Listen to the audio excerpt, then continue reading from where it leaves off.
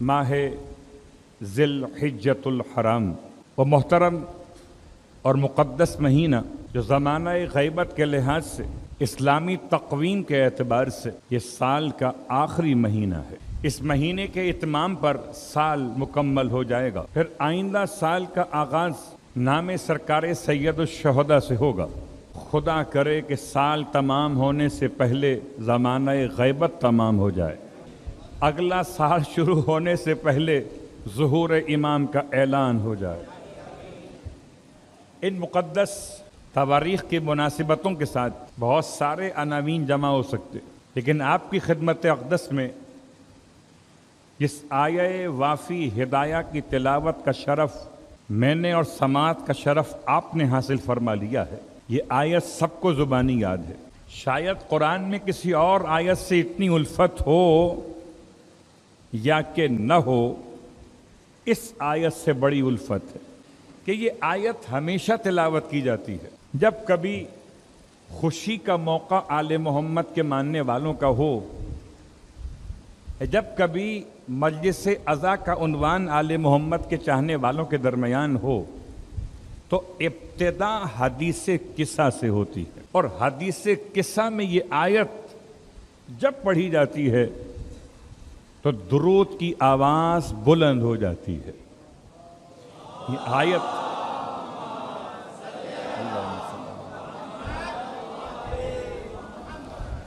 آج اس آیت کی تفسیر کا وقت تو نہیں ہے، اس آیت کے نزول کے اعتبار سے ذی الحجہ کا مہینہ اور آنے والی تاریخ عید مباہلہ کی رات، اس کی مناسبت کو سامنے رکھتے ہوئے میں چاہتا ہوں کہ اپنے جوان دوستوں کے لیے، اپنے بچوں کے لیے یہ پیغام ذرا آسان کر سکوں۔ آیہ تطہیر نازل کب ہوئی اور اس کا پس منظر نزول کا کیا تھا؟ اب گرچہ اگر کوئی مباہلے کی تاریخ سمجھ رہا ہو تو بات ذرا آسان ہو جائے گی۔ یعنی کہ جب خدا کا یہ اعلان آ پہنچا، علماء نصارہ نجران کے مباحثے کے کسی نتیجے پر نہ پہنچنے کے بعد ایک جملہ اور پیچھے آتا ہوں۔ اللہ کے حبیب نے سب کو خط لکھے تھے اسلام کی دعوت کے لیے۔ ایک خط آپ کا نجران کے عیسائی افراد کے نام بھی تھا، تو نجران کے عیسائی افراد کے نام پیغمبر کے خط کے 3 نکات تھے۔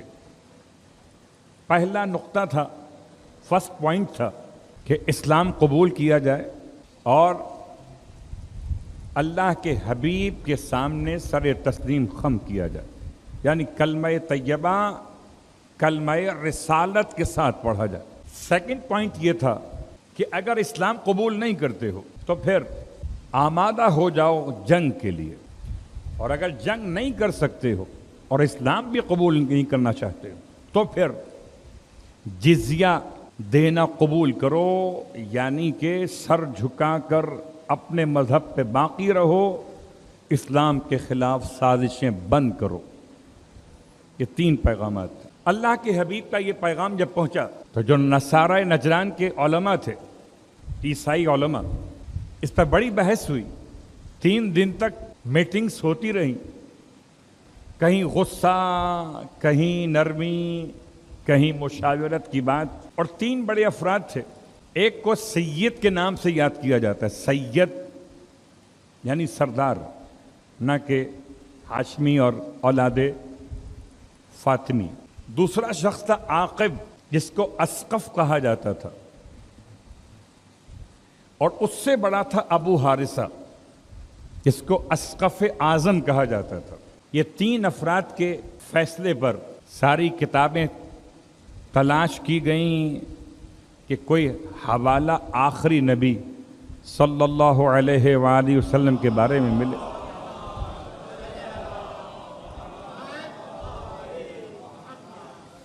اور جب یہ تمام تلاش و جستجو مکمل ہوئی تو کہتے ہیں بعض علماء تاریخ کہ ابو حارثہ اسقف اعظم دل سے مسلمان ہو چکا تھا، لیکن ظاہری اعتبار سے اعلان نہیں کیا تھا۔ پڑھے لکھے انسانوں کی پہچان ہے کہ جو بات سمجھ میں آ جائے تو پھر ضد نہیں کرتے، کاش کہ اور بھی پڑھے لکھے ہوتے تو غدیر سے کم از کم مسلمان تو رہتے. تو پڑھے لکھے انسان کی ایک پہچان اچھی بات یہ ہے کہ جو بات سمجھ میں آ جائے تو پھر اس پر ضد نہیں کرتے. لیکن یہ اسقف اعظم اپنی قوم کے حوالے سے ایک ذمہ داری نبھانا چاہتے تھے. بہت غور کیجیے گا. اور اگر فرض کر لیں کہ اسقف اعظم دل سے مسلمان نہ ہوا ہوتا تو قسم بخدا نجران کے عیسائی آل محمد کی بددعا سے ہلاک ہو جاتے. ایک تھا جس نے ان کو بچا لیا، مباہلہ. اللہ اکبر. ایک تھا جس کا مشورہ یہ تھا کہ مباہلہ نہیں کرنا. آپ سوچ رہے ہوں گے کہ مباہلے کی پورے بیان میں اب تک یہ آیت تطہیر کہاں سے آ گئی تھی؟ جب اللہ کے رسول نے اس آیت کے نزول کے بعد کہ ان مثل عیسیٰ عند اللہ کمثل آدم خلقہ من تراب ثم قال لہ کن فیکون، بے شک عیسیٰ کی مثال اللہ کے نزدیک آدم کی طرح سے ہے کہ خدا نے آدم کو مٹی سے بنایا، تراب سے، اور پھر کہا ہو جا تو وہ ہو گئے. تو اگر آدم سمجھ میں آ گئے تو عیسیٰ سمجھنا کیا مشکل ہے؟ عجیب آدمی تھے جن کو آدم سمجھ میں نہیں آئے تھے. اگر بغیر باپ کے حضرت عیسیٰ کی ولادت معمہ بنی تھی تو آدم تو ماں اور باپ دونوں کے بغیر تھے. ان کی ولادت تو معمہ انگیز ہونی چاہیے تھی. لیکن کسی بھی مکتب فکر نے آدم کو خدا کا بیٹا نہ کہا. سوچئے گا، آدم کی تو نہ ماں ہے اور نہ باپ. کیا کمال ہے. حضرت عیسیٰ کو ماں ہونے کے باوجود، نانا ہونے کے باوجود، پورا خاندان ہونے کے باوجود اللہ کا بیٹا کہہ دیا. اور جب یہ قبول نہیں کیا، ان دو عیسائی علماء نے جو اسقف یعنی عاقب اور سید کے نام سے اس کے اسسٹنٹ تھے اسقف اعظم کے، بظاہر ایسا لگتا تھا کہ اتنی جلدی دلوں سے اس کو مٹانا آسان نہ تھا.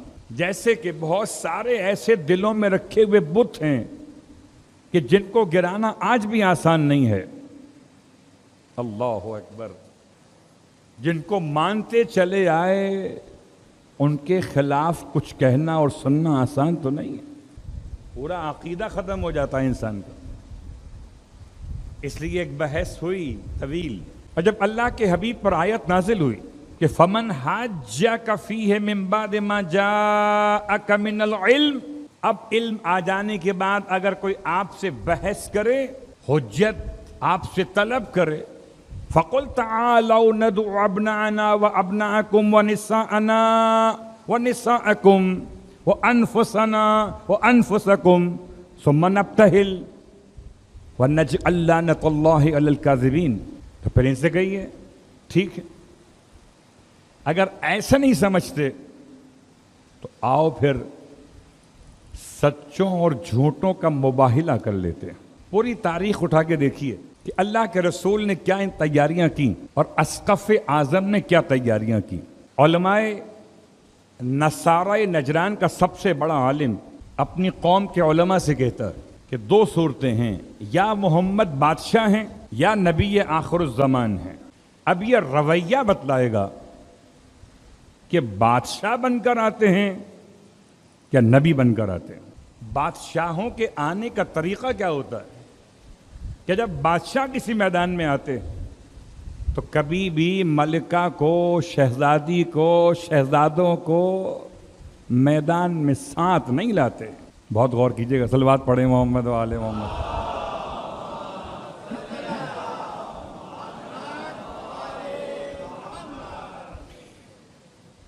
بات واضح ہو رہی ہے. وہ تو اپنے جاہ و حشم کے ساتھ آتے ہیں، اپنے غلاموں کے ساتھ آتے ہیں، اپنے وزراء کے ساتھ آتے ہیں، اپنے عمراء کے ساتھ آتے ہیں. تو اگر یہ اپنے ساتھ ساتھ چلنے والے مجمع کو لے کر آ گئے، سمجھنا بادشاہ ہیں، نبی نہیں ہیں. اور اگر اپنے ساتھ اپنے مجمع کو لے کر نہیں آئے، نہ غلاموں کو لائے، نہ کنیزوں کو لائے، نہ مشیروں کو لائے، نہ وزیروں کو لائے۔ اگر اپنے خاص گھر کے افراد کو لے کر آ گئے، سمجھنا نبی آخر الزمان ہے۔ اللہ اکبر۔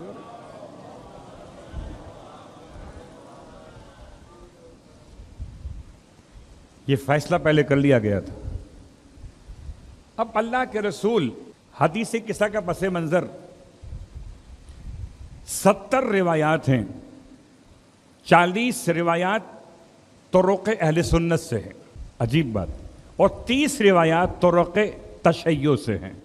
یعنی اگر کوئی واقعاً اہل سنت ہو تو شاید اسے شیعہ طرق سے زیادہ روایات ملیں گی اپنے مکتب میں کہ آیہ تطہیر ازواج کے لیے نہیں ہے بلکہ ان کے لیے ہے جو میدان مباہلہ میں آئے تھے، اور میدان میں کوئی بیوی پیغمبر کے ساتھ نہیں آئی ہے۔ اب اگر ڈھکا چھپا مسئلہ ہو، گھر کے اندر کی بات تھی، کیا پتہ کون ہے، آپ نے کیا سنا، کیا پڑھا، کیا کہا، یہ تو میدان کا مسئلہ ہے۔ سارے کیمرے آن ہو گئے اور سارے کیمروں کی ریکارڈنگ کے اعتبار سے میدان میں کون آیا، اس سے کوئی انکار نہیں کر سکے گا کہ میدان میں کوئی پیغمبر کے ازواج میں سے کوئی ایک بھی ساتھ نہیں آئی۔ جب بیوی ساتھ نہیں آئی تو سالہ ساتھ میں کیسے آئے گا؟ جب پیغمبر کی بیوی ساتھ میں نہیں ہے تو بیوی کے والد ساتھ میں کیسے آئیں گے؟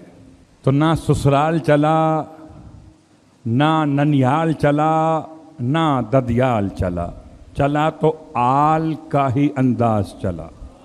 اب جیسے سب کو امید تھی جب پیغمبر نے مباہلے کا اعلان کیا کہ کس کو لے جائیں گے، تو جیسے علم کے لیے رات بھر جاگتے تھے اور علم لے کر بھی علمدار نہ بن سکے، علم کے لیے رات بھر جاگے، علم لے کر بھی علمدار نہ بن سکے، تو پتہ چلا کہ علم سے علمدار نہیں ہوتا، علمدار سے علم ہوتا۔ تو یہ سب منتظر تھے، اور اسی انتظار کو ختم کرنے کے لیے اب حدیث قصہ کا وہ جملہ، حدیث قصہ حضرت ام سلمہ اللہ کے رسول کی زوجہ محترمہ اور حضرت عائشہ اللہ کے رسول کی زوجہ محترمہ اور دیگر راویان احادیث نے کسی اور بیوی کا نام نہیں لیا سوائے ان 2 بیویوں کے۔ یہ 2 بیویاں ایسی ہیں کہ جو چادر کے پاس آئی ہیں۔ اب گھر کس کا ہے؟ ام سلمہ کا ہے، حضرت عائشہ کا ہے، گھر کسی کا ہو، گھر والے تو محمد کے ہیں، گھر کسی کا ہو۔ اور مشہور روایت کہ شہزادی کونین کا حجرہ ہے، اللہ کے رسول بدن میں کمزوری محسوس کر رہے ہیں تو سیدہ سے چادر کا مطالبہ کیا ہے۔ بدن کی کمزوری کا علاج چادر نہیں ہے، بدن کی کمزوری کا علاج تو کچھ کھانا اور پینا ہے۔ کچھ وٹامنس آپ لیتے تو شاید بدن کی کمزوری ختم ہو جاتی، لیکن آپ نے وٹامنس کا مطالبہ نہیں کیا، کیا چادر لائیے۔ جب چادر منگائی تو فرمایا مجھ پر ڈال دیجئے۔ چادر بھی یمن کی ہے، اور ایسی یمن کی چادر ہے کہ آج تک کفن کا ٹکڑا ہے برد یمانی، یمن کی چادر۔ اس کو اتنا بڑا مقام ملا کہ آج ہر جانے والا مومن اپنی کفن میں شامل کر رہا۔ یہ برد یمانی ایک قصہ یمانی کی سنت میں سیدہ فاطمہ الزہرا صلوات اللہ علیہا چادر کو لائی ہیں، چادر کو اڑھایا ہے، پھر ایک ایک کر کے ہر فرد اہل بیت چادر میں پوچھ کے داخل ہوا ہے۔ اس کا مطلب ہے کہ اہل بیت کو اہل بیت بھی اس طرح سمجھایا گیا کہ بن پوچھے آپ بھی داخل نہیں ہوئے۔ تو بتانا یہی تھا کہ جس نے پوچھا پیغمبر نے اس کو یا تو یس کیا یا نو کیا۔ جو نو تھے وہ نو ہو گئے، جو یس تھے وہ یس ہو گئے۔ اب چادر کے باہر اور ہیں، چادر کے اندر اور ہیں۔ چادر کے اندر کون ہیں؟ اس میں روایت ابو سعید خدری رضی اللہ تعالیٰ عنہ کی، فرمایا کہ اللہ کے حبیب فرماتے نزلت هذه الآیۃ فی الخمسہ، یہ آیت 5 کے بارے میں نازل ہوئی۔ فیہ، یہ آیت میرے بارے میں نازل ہوئی، پیغمبر فرما رہے وفی علی وفاطمہ والحسن والحسین علیہ السلام۔ یہ آیت نازل ہوئی میرے بارے میں، علی کے بارے میں، فاطمہ کے بارے میں، حسن کے بارے میں، حسین کے بارے میں. صلوات پڑھ لیں محمد و آلہ محمد.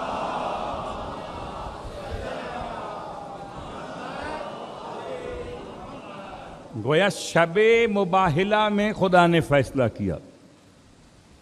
اللہ کے حبیب نے چادر کے نیچے سب کو جمع کیا. ام سلمہ آئیں، باہر روک دیا. حضرت عائشہ آئیں، باہر روک دیا. اندر نہیں آ سکتے. ازواج اپنے مقام پر ہیں، اہل بیت اپنے مقام پر. تو یہ آیت کی سالگرہ سمجھیے. شاید اس سے پہلے کبھی اس طرح سے حدیث قصہ نہ پڑھی ہوگی. شب عید مباہلہ میں 3 دفعہ حدیث قصہ کی تلاوت کیجیے. شب عید مباہلہ میں مجھے پورا اندازہ ہے کہ بعض اہل علم حضرات اس بحث میں جاتے کہ اس کی سند پر بات کریں. آغائے تقی بہجت کے پاس جب کچھ طلباء پہنچے اس حدیث قصہ کے الفاظ کے بارے میں سند چیک کرنے کے لیے، ان سے پوچھنے کے لیے، تو ارشاد فرمایا اس بحث کو چھوڑیے، حدیث قصہ تلاوت کیجیے. اگر کوئی انسان حاجت مند ہو اور 3 دفعہ اپنے گھر میں حدیث قصہ کی تلاوت کرے، خدا اس کی حاجتیں پوری کر دے. جس رات میں یہ آیت اور حدیث کا واقعہ پیش آیا وہ رات ہے مباہلے کی رات. اور خلاصہ مکمل کرتے ہوئے یہ مباہلہ 24 کو ہوا کہ 25 کو یا 21 کو ہوا، 3 روایت، 21، 24 اور 25 ذی الحج، معروف 24 ذی الحج.